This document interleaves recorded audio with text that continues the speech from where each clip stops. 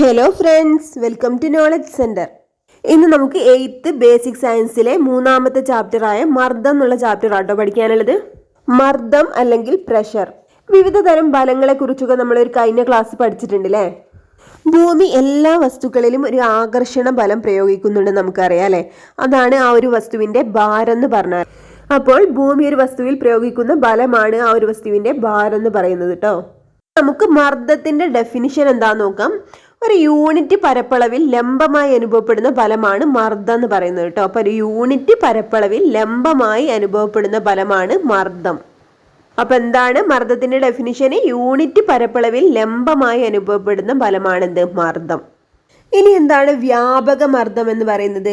ഒരു പ്രതലത്തിൽ ലംബമായി അനുഭവപ്പെടുന്ന ബലത്തെ വ്യാപക മർദ്ദം എന്ന് പറയുന്നു. അപ്പോൾ ഒരു പ്രതലത്തിൽ ലംബമായി അനുഭവപ്പെടുന്ന ബലമാണ് വ്യാപക മർദ്ദം.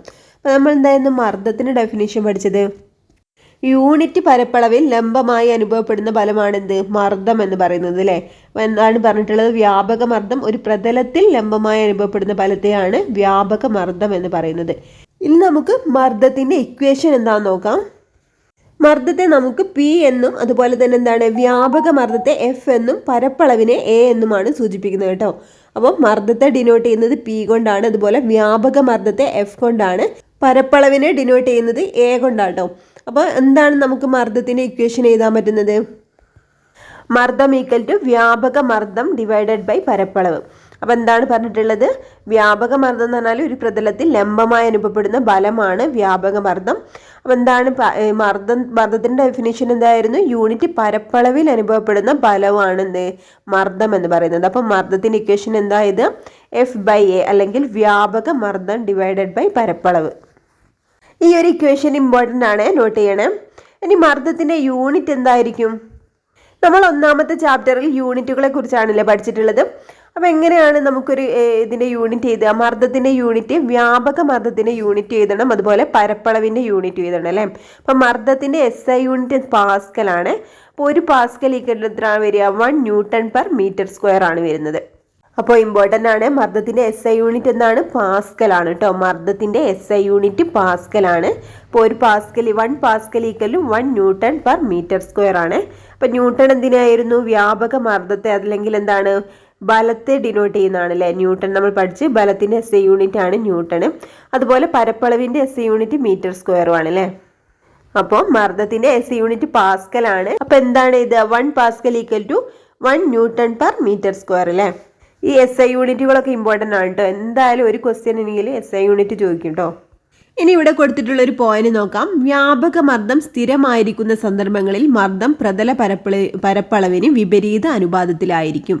അതായത് പ്രതല പരപ്പളവ് കൂടുമ്പോൾ മർദ്ദം കുറയുകയും പ്രതല പരപ്പളവ് കുറയുമ്പോൾ മർദ്ദം കൂടുകയും ചെയ്യും. അപ്പോൾ ഒരു പ്രതലത്തിൽ ലംബമായി അനുഭവപ്പെടുന്ന ബലമാണ് വ്യാപക മർദ്ദം. നമ്മൾ പഠിച്ചു അല്ലേ. ഈ ഒരു വ്യാപക മർദ്ദം സ്ഥിരമായിരിക്കുന്ന സന്ദർഭങ്ങളിൽ മർദ്ദം പ്രതല പരപ്പളവിന് വിപരീത അനുപാതത്തിലായിരിക്കും. അപ്പം എന്താ പറഞ്ഞിട്ടുള്ളത്? പ്രതല പരപ്പളവ് കൂടുമ്പോൾ മർദ്ദം കുറയുകയും പ്രതല പരപ്പളവ് കുറയുമ്പോൾ മർദ്ദം കൂടുകയും ചെയ്യും. അതാണല്ലേ വിപരീത അനുപാതം എന്ന് പറഞ്ഞാൽ. ഇത് മനസ്സിലാകാനായി നമുക്കൊരു എക്സാമ്പിൾ നോക്കാം.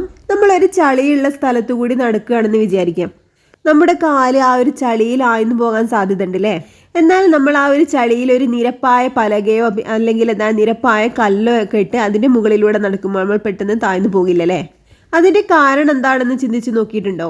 നിരപ്പായ ഒരു പലകയെ അപേക്ഷിച്ച് നോക്കുമ്പോൾ നമ്മുടെ കാലിൻ്റെ പ്രതല വിസ്തീർണം കുറവാണല്ലേ. അപ്പോൾ പ്രതല പരപ്പളവ് കുറയുമെന്നാണ് അവിടെ മർദ്ദം അല്ലെങ്കിൽ പ്രഷർ കൂടുകയാണ് ചെയ്യുന്നത്. അതുകൊണ്ട് തന്നെ നമ്മുടെ കാല് പെട്ടെന്ന് ചളിയിൽ ആഴ്ന്നു പോകാൻ സാധ്യതയുണ്ട്. എന്നാൽ നിരപ്പായ ഒരു പലകയുടെ പ്രതല വിസ്തീർണം കൂടുതലാണ് അല്ലേ. അപ്പോൾ പ്രതല പരപ്പളവ് കൂടുമെന്നാണ് മർദ്ദം കുറയാണ് ചെയ്യുന്നത്. ആഴ്ന്നു പോകാനുള്ള സാധ്യത കുറയാണ്. ആ ഒരു കാര്യം തന്നെ കേട്ടോ ഇവിടെയും പറഞ്ഞിട്ടുള്ളത്. അപ്പോൾ ഒന്നും കൂടി നോക്കാം. വ്യാപക മർദ്ദം സ്ഥിരമായിരിക്കുന്ന സന്ദർഭങ്ങളിൽ, വ്യാപക മർദ്ദം എന്താ നമ്മൾ പഠിച്ചിട്ടുണ്ട്. അപ്പോൾ ഇത് സ്ഥിരമായിരിക്കുന്ന സന്ദർഭങ്ങളിൽ മർദ്ദം പ്രതല പരപ്പളവിന് വിപരീത അനുപാതത്തിലായിരിക്കും. അതായത് പ്രതല പരപ്പളവ് കൂടുമ്പോൾ മർദ്ദം കുറയുകയും പരപ്പളവ് കുറയുമ്പോൾ എന്താണ് മർദ്ദം കൂടുകയാണ് ചെയ്യുന്നത്. അപ്പോൾ ഈ ഒരു പോയിന്റ് നോട്ട് ചെയ്യണം കേട്ടോ, ഇമ്പോർട്ടൻ്റ് ആണ്. ഇനി ഇവിടെ തന്നിട്ടുള്ളത് നോക്കാം. നിങ്ങളുടെ സ്കൂൾ ബാഗ് ഒരു നേർത്ത ചരടിൽ കെട്ടി ഉയർത്താൻ ശ്രമിക്കുക. എന്തനുഭവപ്പെടുന്നു? ചരടിന് പകരം ചിത്രത്തിലേതുപോലെ വീതി കൂടിയ നാട ഉപയോഗിച്ച് ഉയർത്തിയാലോ? പെട്ടെന്ന് തന്നെ ഉയർത്താൻ കഴിയൂലേ. ഇപ്പോൾ അനുഭവപ്പെട്ട വ്യത്യാസത്തിന് കാരണം എന്താണെന്നാണ് ചോദിച്ചിട്ടുള്ളത്. ഇതിന് കാരണം നമ്മളിപ്പോൾ പറഞ്ഞിട്ടുള്ളതിനാണ് അല്ലേ. അതായത് എന്താണ്, പ്രതല പരപ്പളവ് കൂടുമ്പോൾ മർദ്ദം കുറയുകയും പരപ്പളവ് കുറയുമ്പോൾ മർദ്ദം കൂടുകയും ചെയ്യുന്നു നമ്മൾ പറഞ്ഞിട്ടുണ്ട് അല്ലേ. അടുത്തതാണ് ദ്രാവക മർദ്ദം. ഖരപദാർത്ഥങ്ങൾ മാത്രമാണോ മർദ്ദം പ്രയോഗിക്കുന്നത്? ദ്രാവകങ്ങളും വാതകങ്ങളും മർദ്ദം പ്രയോഗിക്കുന്നില്ലേ? ഇനി അത് മനസ്സിലാക്കാനുള്ള ഒരു പ്രവർത്തനമാണ് എനിക്ക് കൊടുത്തിട്ടുള്ളത്. ഒരു പോളിത്തീൻ കവർ ചിത്രത്തിലേതുപോലെ കയ്യിൽ മുറുക്കി കെട്ടുക. കൈ ഒരു ബക്കറ്റിലെ ജലത്തിലേക്ക് താഴ്ത്തുക. കവർ കയ്യിൽ ഒട്ടിപ്പിടിക്കുന്നില്ലേ? ഇവിടെ പോളിത്തീൻ കവറിനെ അമർത്തിയത് ജലം പ്രയോഗിച്ച മർദ്ദമല്ലേ? അപ്പോൾ ഖരവസ്തുക്കളെ പോലെ ദ്രാവകങ്ങൾക്കും മർദ്ദം പ്രയോഗിക്കാൻ കഴിയുമെന്നാണ് ഈ ഒരു പരീക്ഷണത്തിൽ നിന്ന് മനസ്സിലായത്. ദ്രാവകങ്ങൾ അത് സ്ഥിതി ചെയ്യുന്ന പാത്രത്തിന്റെ എല്ലാ വശങ്ങളിലേക്കും മർദ്ദം പ്രയോഗിക്കുന്നുണ്ട്. അപ്പോൾ ദ്രാവകങ്ങൾ അത് സ്ഥിതി ചെയ്യുന്ന പാത്രത്തിന്റെ എല്ലാ വശങ്ങളിലേക്കും മർദ്ദം പ്രയോഗിക്കുന്നുണ്ട്. അപ്പൊ ദ്രാവകങ്ങളിലുള്ള മർദ്ദം എങ്ങനെയാണ്? അത് സ്ഥിതി ചെയ്യുന്ന പാത്രത്തിന്റെ എല്ലാ വശങ്ങളിലേക്കും മർദ്ദം പ്രയോഗിക്കുന്നുണ്ട് കേട്ടോ. ഇനി ഒരു ദ്രാവകം ലംബമായി പ്രയോഗിക്കുന്ന ബലമാണ് അതിൻ്റെ വ്യാപക മർദ്ദം. നമ്മൾ ഖരപദാർത്ഥങ്ങളിലും പറഞ്ഞിട്ടുണ്ട് അല്ലേ. അത് ലംബമായി പ്രയോഗിക്കുന്ന ബലമാണ് അതിൻ്റെ വ്യാപക മർദ്ദം. അതുപോലെ ഒരു ദ്രാവകം ലംബമായി പ്രയോഗിക്കുന്ന ബലമാണ് അതിൻ്റെ വ്യാപക മർദ്ദം. ദ്രാവകം യൂണിറ്റ് പരപ്പളവിൽ പ്രയോഗിക്കുന്ന വ്യാപക മർദ്ദമാണ് ദ്രാവക മർദ്ദം എന്ന് പറയുന്നത് കേട്ടോ. അപ്പം എന്താണ്? ദ്രാവകം യൂണിറ്റ് പരപ്പളവിൽ പ്രയോഗിക്കുന്ന വ്യാപക മർദ്ദമാണ് ദ്രാവക മർദ്ദം. അപ്പം വ്യാപക മർദ്ദം എന്താണ്? ഒരു ദ്രാവകം ലംബമായിട്ട് പ്രയോഗിക്കുന്ന ബലമാണ് അതിൻ്റെ വ്യാപക മർദ്ദം എന്ന് പറഞ്ഞാൽ. എന്നാൽ ഒരു ദ്രാവകം യൂണിറ്റ് പരപ്പളവിൽ പ്രയോഗിക്കുന്ന ഈ ഒരു വ്യാപക മർദ്ദത്തെയാണ് ദ്രാവകത്തിൻ്റെ മർദ്ദം എന്ന് പറയുന്നത്. ഇങ്ങനെ ഉണ്ടാകുന്ന ദ്രാവക മർദ്ദം എന്തെല്ലാം ഘടകങ്ങളെ ആശ്രയിക്കുന്നു എന്ന് നോക്കാം. ഒന്നാമത്തെ ഘടകം എന്ന് പറഞ്ഞാൽ ഉയരമാണ് കേട്ടോ, അഥവാ എച്ച്. അതായത് ഈ ദ്രാവകത്തിന്റെ ആയം കൂടുന്തോറും മർദ്ദം കൂടുകയാണ് ചെയ്യുന്നത്. അപ്പൊ ദ്രാവകത്തിന്റെ ആയം കൂടുന്തോറും മർദ്ദം കൂടുന്നു. ഇനി ദ്രാവക മർദ്ദത്തെ സ്വാധീനിക്കുന്ന മറ്റു ഘടകങ്ങൾ ഏതൊക്കെയാന്ന് നോക്കാം. അടുത്തത് ദ്രാവകത്തിന്റെ സാന്ദ്രതയാണ്. ദ്രാവകത്തിന്റെ സാന്ദ്രത അത് പ്രയോഗിക്കുന്ന മർദ്ദത്തെ സ്വാധീനിക്കുന്നുണ്ട്. ദ്രാവകത്തിന്റെ സാന്ദ്രത വർദ്ധിക്കുമ്പോൾ മർദ്ദവും വർദ്ധിക്കും. അപ്പം എന്താ പറഞ്ഞിട്ടുള്ളത്? ഒരു ദ്രാവകത്തിന്റെ സാന്ദ്രത അത് പ്രയോഗിക്കുന്ന മർദ്ദത്തെ സ്വാധീനിക്കുന്നുണ്ട്. എങ്ങനെയാണ് സ്വാധീനിക്കുന്നത്? ദ്രാവകത്തിന്റെ സാന്ദ്രത വർദ്ധിക്കുമ്പോൾ മർദ്ദവും വർദ്ധിക്കുന്നുണ്ട്. അപ്പോൾ രണ്ട് ഘടകങ്ങളെ നമ്മൾ പഠിച്ചില്ലേ. മർദ്ദത്തെ സ്വാധീനിക്കുന്ന ഏതൊക്കെയായിരുന്നു? ഒന്ന്, ആയം കൂടുന്തോറും മർദ്ദം കൂടുന്നു നമ്മൾ പഠിച്ചില്ലേ, അതായത് ഉയരം അല്ലെങ്കിൽ എച്ച് അല്ലേ. ഇനി എന്താണ്? ദ്രാവകത്തിന്റെ സാന്ദ്രതയാണ്. ദ്രാവകത്തിന്റെ സാന്ദ്രത അത് പ്രയോഗിക്കുന്ന മർദ്ദത്തെ സ്വാധീനിക്കുന്നുണ്ട്. എങ്ങനെയാണ്? ദ്രാവകത്തിന്റെ സാന്ദ്രത വർദ്ധിക്കുമ്പോൾ മർദ്ദവും വർദ്ധിക്കുന്നുണ്ട്. അപ്പോൾ ഉയരവും അതുപോലെ സാന്ദ്രതയാണ് കേട്ടോ. ഇനി ദ്രാവക മർദ്ദം അളക്കാൻ ഉപയോഗിക്കുന്ന ഉപകരണമാണ് മർദ്ദമാപിനി. അപ്പൊ എന്താണ് മർദ്ദമാപിനി? ദ്രാവക മർദ്ദം അളക്കാൻ ഉപയോഗിക്കുന്ന ഉപകരണമാണ് മർദ്ദമാപിനി എന്ന് പറഞ്ഞാൽ ദ്രാവക മർദ്ദമാണ് കേട്ടോ. നോട്ട് ചെയ്യണേ. അപ്പം നമ്മൾ ഖരമർദ്ദവും അതുപോലെ ദ്രാവക മർദ്ദവും പഠിച്ചില്ലേ.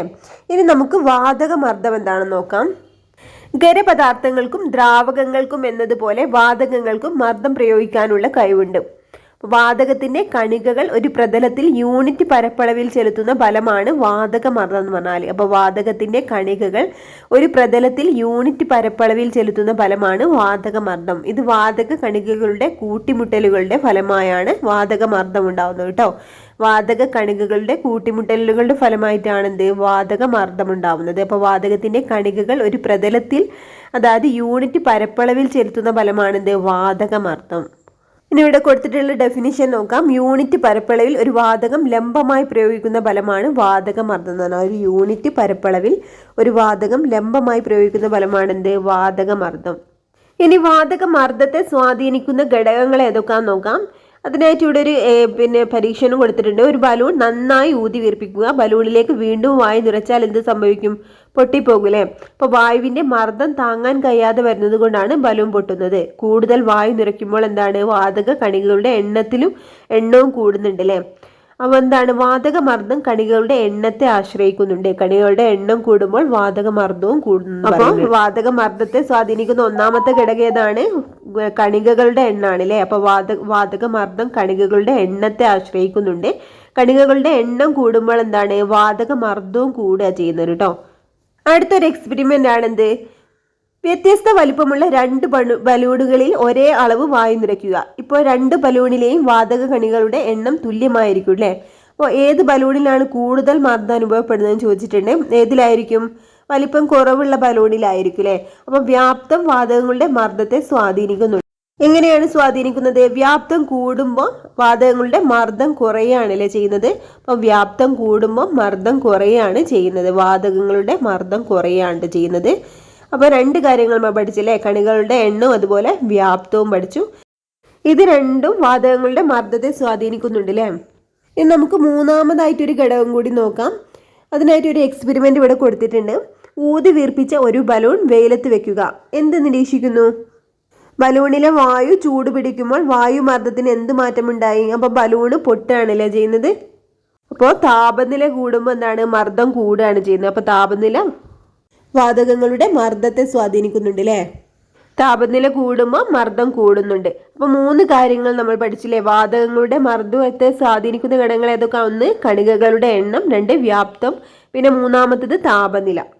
അടുത്ത ഹെഡിങ് ആണ് അന്തരീക്ഷ മർദ്ദം. ഭൂമിക്ക് ചുറ്റുമുള്ള വായുവിന്റെ ഒരു ആവരണമാണെന്ത്? അന്തരീക്ഷം എന്ന് പറഞ്ഞാൽ കേട്ടോ. ഭൂമിക്ക് ചുറ്റുമുള്ള വായുവിന്റെ ഒരു ആവരണമാണ് അന്തരീക്ഷം. മുകളിലേക്ക് പോകുന്തോറും വായുവിന്റെ അളവ് കുറഞ്ഞു വരുന്നുണ്ട്. അപ്പോൾ അന്തരീക്ഷത്തിൽ മുകളിലേക്ക് പോകുന്നവർ എന്താണ്? വായുവിന്റെ അളവ് കുറഞ്ഞു വരികയാണല്ലേ ചെയ്യുന്നത്. അന്തരീക്ഷ വായു വസ്തുക്കളിൽ മർദ്ദം പ്രയോഗിക്കുന്നുണ്ട് അല്ലേ. ഇനി എന്താണ് അന്തരീക്ഷ മർദ്ദം നോക്കാം. ഭൂമിയുടെ ഉപരിതലത്തിൽ യൂണിറ്റ് പരപ്പളവിൽ അനുഭവപ്പെടുന്ന വായു രൂപത്തിന്റെ ഭാരമാണ് അന്തരീക്ഷ മർദ്ദം എന്ന് പറഞ്ഞാൽ. അപ്പോൾ ഭൂമിയുടെ ഉപരിതലത്തിൽ യൂണിറ്റ് പരപ്പളവിൽ അനുഭവപ്പെടുന്ന വായു രൂപത്തിന്റെ ഭാരമാണെന്ത്? അന്തരീക്ഷ മർദ്ദം. ഈ ഒരു അന്തരീക്ഷ വായു വസ്തുക്കളിൽ മർദ്ദം പ്രയോഗിക്കുന്നുണ്ട് നമുക്കറിയാം. അപ്പോൾ അന്തരീക്ഷ മർദ്ദത്തിന്റെ യൂണിറ്റ് എന്താണ്? ബാറാണ് കേട്ടോ. അപ്പോൾ ഭൂമിയുടെ ഉപരിതലത്തിൽ യൂണിറ്റ് പരപ്പളവിൽ അനുഭവപ്പെടുന്ന വായു രൂപത്തിന്റെ ഭാരമാണെന്ത്? അന്തരീക്ഷ മർദ്ദം. ഈ ഒരു അന്തരീക്ഷ മർദ്ദത്തിന്റെ യൂണിറ്റ് ബാറാണ്. ഇനി അന്തരീക്ഷ മർദ്ദം ഭൂമിയിൽ എല്ലായിടത്തും ഒരുപോലെ ആകുമോ എന്ന് ചോദിച്ചിട്ടുണ്ട്. ഇവിടെ ഒരുപാട് ബുക്സ് ഒന്നിനു മുകളിൽ ഒന്നായിട്ട് വെച്ചിട്ടുള്ളൊരു ചിത്രം കൊടുത്തിട്ടുണ്ട്. ഈ ഒരു ചിത്രത്തിൽ നമുക്ക് എന്താ മനസ്സിലാകാനുള്ളത്? ഏറ്റവും അടിയിലുള്ള ബുക്സിനായിരിക്കില്ല ഏറ്റവും കൂടുതൽ മർദ്ദം ഉണ്ടാവുന്നത്. ഇതുപോലെ യൂണിറ്റ് പരപ്പളവിൽ അനുഭവപ്പെടുന്ന വായുരൂപത്തിന്റെ ഭാരമാണ് അന്തരീക്ഷ മർദ്ദം എന്ന് പറഞ്ഞാൽ കേട്ടോ. അപ്പോൾ എങ്കിൽ ഉയരം കൂടുന്നതിനനുസരിച്ച് എന്തായിരിക്കും? വായു മർദ്ദം കുറഞ്ഞു വരികയാണ് ചെയ്യുന്നത് അല്ലേ. അതായത് അന്തരീക്ഷ വായു കുറഞ്ഞു വരികയല്ലേ മുകളിലേക്ക് പോകുന്നവരും. അപ്പോൾ അന്തരീക്ഷ മർദ്ദം എന്താണ്? കുറഞ്ഞു വരികയാണ് ചെയ്യുന്നത്. അപ്പോൾ ഭൂമിയുടെ ഉപരിതലത്തിൽ യൂണിറ്റ് പരപ്പളവിൽ അനുഭവപ്പെടുന്ന വായു രൂപത്തിന്റെ ഭാരമാണ് അന്തരീക്ഷ മർദ്ദം. അന്തരീക്ഷ മർദ്ദത്തിന്റെ യൂണിറ്റ് ബാറാണ് കേട്ടോ. നോട്ട് ചെയ്യണേ, ഇമ്പോർട്ടൻ്റ് ആണ്. ഭൂമിയുടെ ഉപരിതലത്തിൽ നിന്നും മുകളിലേക്ക് പോകുന്തോറും അന്തരീക്ഷ മർദ്ദം കുറഞ്ഞു വരുന്നു. ഇനി സമുദ്രനിരപ്പിലെ അന്തരീക്ഷ മർദ്ദം പ്രമാണ അന്തരീക്ഷ മർദ്ദം എന്നറിയപ്പെടുന്നു.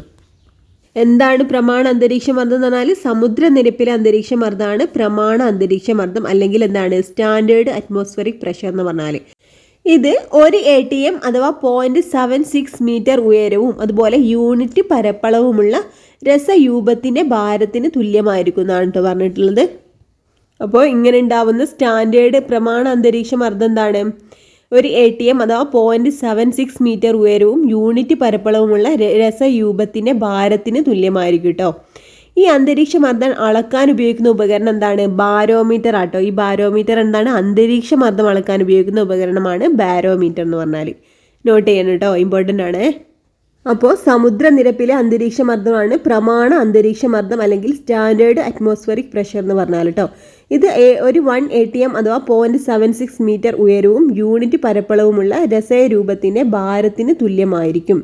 ഇനി അന്തരീക്ഷ മർദ്ദം അളക്കാൻ ഉപയോഗിക്കുന്ന ഉപകരണം നമ്മൾ പറഞ്ഞു അല്ലേ, ബാരോമീറ്റർ. ഇനി ദ്രാവകത്തിന്റെ കാര്യം പറഞ്ഞപ്പോൾ നമ്മൾ പറഞ്ഞു ഒരു ദ്രാവകം സ്ഥിതി ചെയ്യുന്ന ഒരു പാത്രത്തിന്റെ എല്ലാ വശങ്ങളിലേക്കും അത് മർദ്ദം പ്രയോഗിക്കുന്നുണ്ടെന്ന് പറഞ്ഞില്ലേ. അതുപോലെ തന്നെ വാതകങ്ങളിൽ എന്താണ്? മർദ്ദം എല്ലാ ദിശകളിലേക്കും അനുഭവപ്പെടുന്നുണ്ട്. അപ്പം ദ്രാവകങ്ങളിലേതുപോലെ വാതകങ്ങളിലും മർദ്ദം എല്ലാ ദിശകളിലേക്കും അനുഭവപ്പെടുന്നു. ഇനി ഇത് മനസ്സിലാക്കാനായിട്ട് ഇവിടെ ഒരു എക്സ്പെരിമെന്റ് കൊടുത്തിട്ടുണ്ട്. ഒരു ഗ്ലാസ്സിൽ ജലം നിറച്ച ശേഷം കാർഡ് ബോർഡിലേക്ക് അടയ്ക്കുക. കൈകൊണ്ട് കാർഡ് ബോർഡ് അമർത്തി പിടിച്ച് ഇതിനെ തലകീഴായി കമിഴ്ത്തുക. ശേഷം കൈ സാവധാനം മാറ്റുക. ജലം താഴേക്ക് വീഴുന്നുണ്ടോ? ഗ്ലാസ്സിലെ ജലത്തിന്റെ ഭാരം മുഴുവൻ ബാലൻസ് ചെയ്യാൻ അന്തരീക്ഷ മർദ്ദം മൂലമുള്ള ബലത്തിന് സാധിക്കുന്നുണ്ട് അല്ലേ. ജലം താഴേക്ക് വീഴുന്നില്ല. ഒരു ജലത്തിന്റെ ഭാരം മുഴുവൻ ബാലൻസ് ചെയ്യുന്നത് എന്താണ്? അന്തരീക്ഷ മർദ്ദമാണ്. അപ്പോൾ വാതകങ്ങളും ദ്രാവകങ്ങളും തമ്മിലുള്ള മർദ്ദം പരസ്പരം തുലനാവസ്ഥ പാലിക്കുന്നത് പ്രകൃതിയിലും നമ്മുടെ ദൈനംദിന ജീവിതത്തിലൊക്കെ സംഭവിക്കുന്ന ഒരു സാധാരണ പ്രതിഭാസമാണ്. അപ്പോൾ വാതകങ്ങളും ദ്രാവകങ്ങളും തമ്മിലുള്ള മർദ്ദം പരസ്പരം തുലനാവസ്ഥ പാലിക്കുന്നത് പ്രകൃതിയിൽ നമ്മുടെ ദൈനംദിന ജീവിതത്തിന് സംഭവിക്കുന്ന ഒരു സാധാരണ പ്രതിഭാസമാണ്. ഇനി മർദ്ദ സന്തുലനം എന്ന് പറഞ്ഞാൽ എന്താണെന്ന് നോക്കാം. ഇനി ഇവിടെ ഒരു എക്സ്പെരിമെന്റ് കൊടുത്തിട്ടുള്ള എന്താണ്, ഒരു പരന്ന പാത്രത്തിൽ ജലം എടുക്കുക, അതിലൊരു മെഴുകുതിരി കത്തിച്ച് വെക്കുക, മെഴുകുതിരി ഗ്ലാസ് കൊണ്ട് അടയ്ക്കുക. അപ്പം മെഴുകുതിരി നാളത്തിന് എന്താ സംഭവിക്കുന്നത്? മെഴുകുതിരി നാളം അണഞ്ഞു പോവുകയാണല്ലേ ചെയ്യുന്നത്. അതുപോലെ ഗ്ലാസ്സിനുള്ളിലെ വായുമർദ്ദത്തിന് എന്ത് മാറ്റം ഉണ്ടാകുന്നു? വായുമർദ്ദം കൂടുകയാണ്. അതുപോലെ ഗ്ലാസ്സിനുള്ളിലെ ജലനിരപ്പ് എന്താണ്, മുകളിലേക്ക് ഉയരുകയും ചെയ്യുന്നുണ്ട് അല്ലേ. അപ്പം മെഴുകുതിരി നാളം അണഞ്ഞു പോവുകയാണ്. അതുപോലെ എന്താണ്, വായുമർദ്ദം കൂടുന്നുണ്ട്. അതുപോലെ ഗ്ലാസ്സിനുള്ളിലെ ജലനിരപ്പ് എന്താണ്, കൂടി വരികയാണല്ലേ ചെയ്യുന്നത്. എന്തുകൊണ്ടാണ് ഗ്ലാസ്സിനുള്ളിലെ ജലനിരപ്പ് ഉയരുന്നതെന്നാണ് പറഞ്ഞിട്ടുള്ളത്. ഗ്ലാസ്സിനുള്ളിലെ മർദ്ദവും ഗ്ലാസ്സിന് പുറത്തെ അന്തരീക്ഷ മർദ്ദവും തുല്യമാകുന്നത് മൂലമാണ് എന്ത്, ജലനിരപ്പ് താഴാതെ നിലനിൽക്കുന്നത്. അപ്പം എന്താണ് പറഞ്ഞിട്ടുള്ളത്? ഗ്ലാസ്സിനുള്ളിലെ മർദ്ദവും ഗ്ലാസ്സിന് പുറത്തെ അന്തരീക്ഷ മർദ്ദവും തുല്യമാകുന്നത് കൊണ്ടാണ് എന്ത്, ജലനിരപ്പ് താഴാതെ നിലനിൽക്കുന്നത്. അപ്പോൾ ഇത്രയാണ് ഈ ഒരു ചാപ്റ്ററിൽ പഠിക്കാനുള്ളത്. എന്തൊക്കെ കാര്യങ്ങളാണല്ലോ പഠിച്ചത്? മർദ്ദം എന്താണെന്ന് പഠിച്ചു, അതുപോലെ എന്താണ് വ്യാപക മർദ്ദം, അതുപോലെ ഖരാവസ്ഥയിലും ദ്രാവകാവസ്ഥയിലും വാതകാവസ്ഥയിലൊക്കെ മർദ്ദത്തെ സ്വാധീനിക്കുന്ന ഘടകങ്ങൾ ഏതൊക്കെയാണെന്ന് പഠിച്ചു അല്ലേ. പിന്നെന്താണ്, അന്തരീക്ഷ മർദ്ദം പഠിച്ചു. എന്തായിരുന്നു മർദ്ദമേബിനി എന്ന് പറഞ്ഞാൽ? ദ്രാവക മർദ്ദം അളക്കാൻ ഉപയോഗിക്കുന്ന ഉപകരണമാണ് അല്ലേ മർദ്ദമേബിനി. അതുപോലെ എന്താണ്, ബാരോമീറ്റർ, അന്തരീക്ഷ മർദ്ദം അളക്കാൻ ഉപയോഗിക്കുന്ന ഉപകരണമാണ് അല്ലേ ബാരോമീറ്റർ. അപ്പോൾ ഇത്രയും കാര്യങ്ങളാണ് നമുക്ക് ഈ ഒരു ചാപ്റ്ററിൽ പഠിക്കാനുള്ളത്. അപ്പോൾ അറിയാത്ത കാര്യങ്ങളൊക്കെ ഒന്ന് നോട്ട് ചെയ്തിട്ട് റിവൈസ് ചെയ്ത് പഠിക്കട്ടോ. Okay friends, thank U.